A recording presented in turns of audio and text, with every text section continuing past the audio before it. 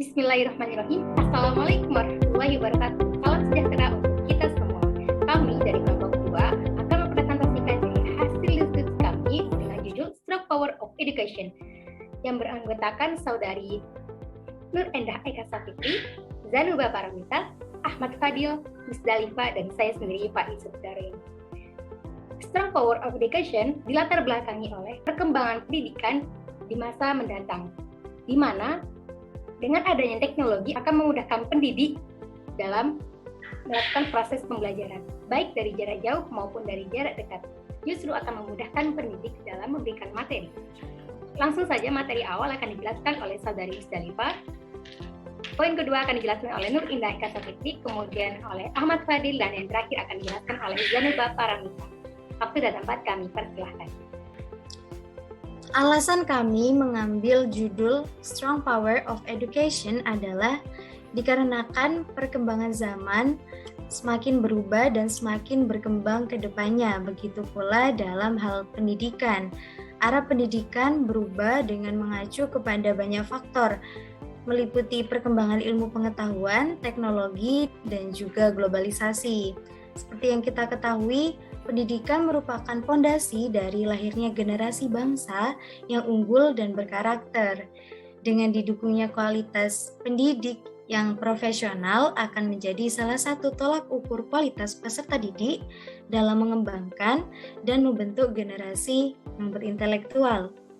Organisasi Perserikatan Bangsa-Bangsa yang bergerak dalam bidang pendidikan dan juga kebudayaan atau UNESCO telah mencanangkan 4 pilar pendidikan untuk masa sekarang dan juga masa depan yang perlu dikembangkan oleh seluruh lembaga pendidikan, khususnya lembaga pendidikan formal.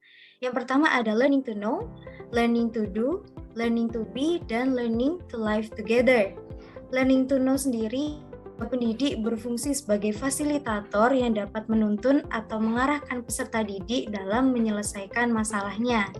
Yang kedua adalah learning to do atau belajar untuk mengetahui, yaitu learning to do ini akan berjalan apabila suatu lembaga pendidikan tersebut mengimplementasi atau memfasilitasi para peserta didik untuk mengaktualisasikan keterampilan serta minat dan bakat mereka.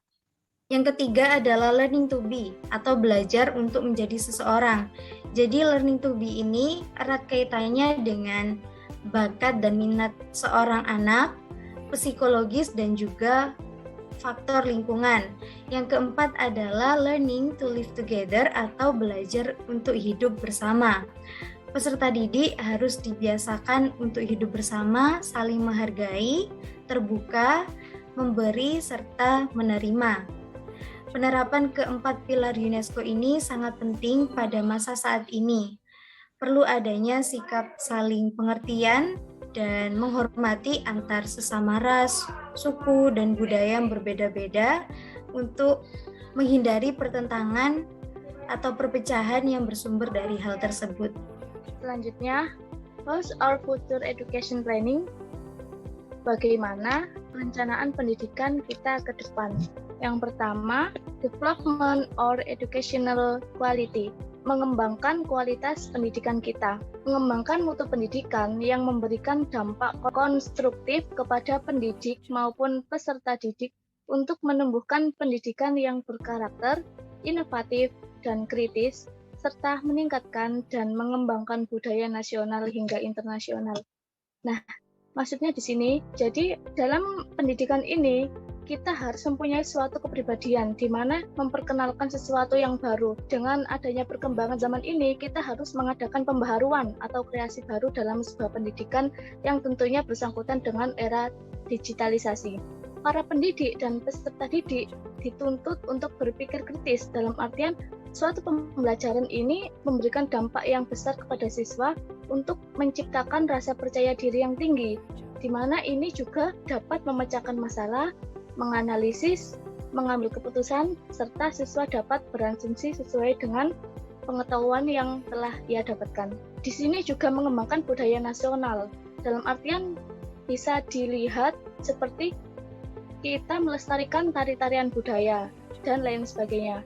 Selanjutnya, mengembangkan budaya internasional. Salah satunya contohnya seperti mengekspor barang kesenian. Jadi, kita sebagai penduduk lokal, kita mempunyai produk lokal di mana produk tersebut bisa diekspor ke luar Jawa dan sebagainya, seperti itu. Baik, selanjutnya adalah the education quality in the era digitalization.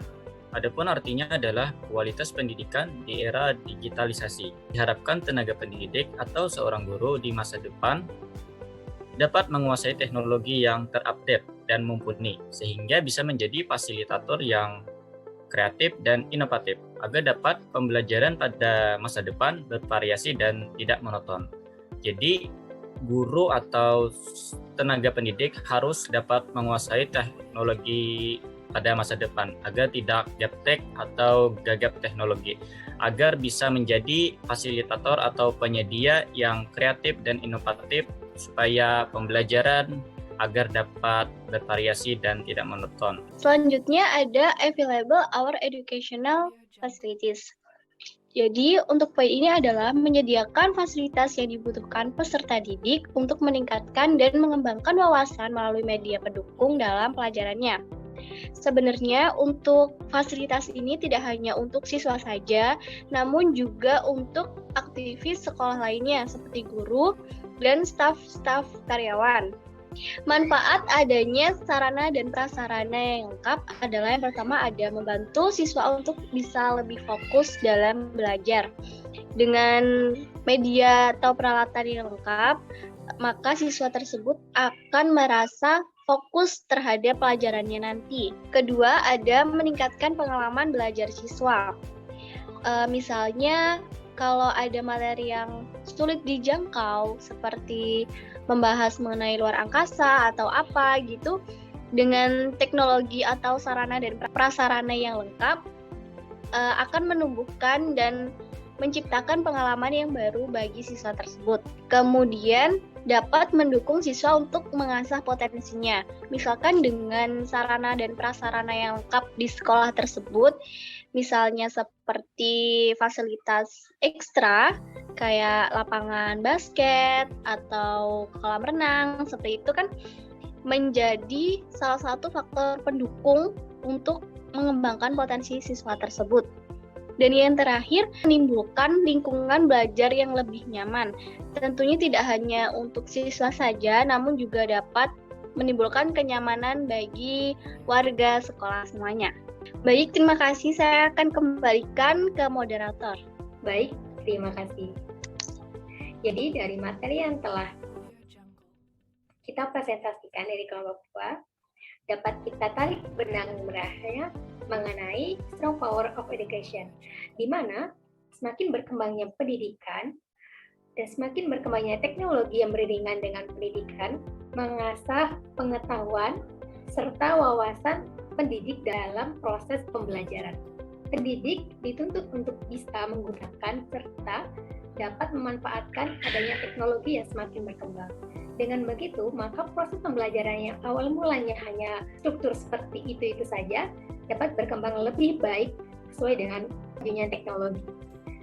Strong power of education lebih condong kepada student-centered learning, yang mana mengasah pemikiran peserta didik untuk mengembangkan apa yang telah dia miliki, untuk mengasah intelektual mereka dan mengasah kepercayaan diri mereka untuk mengembangkan serta meningkatkan potensi yang mereka miliki.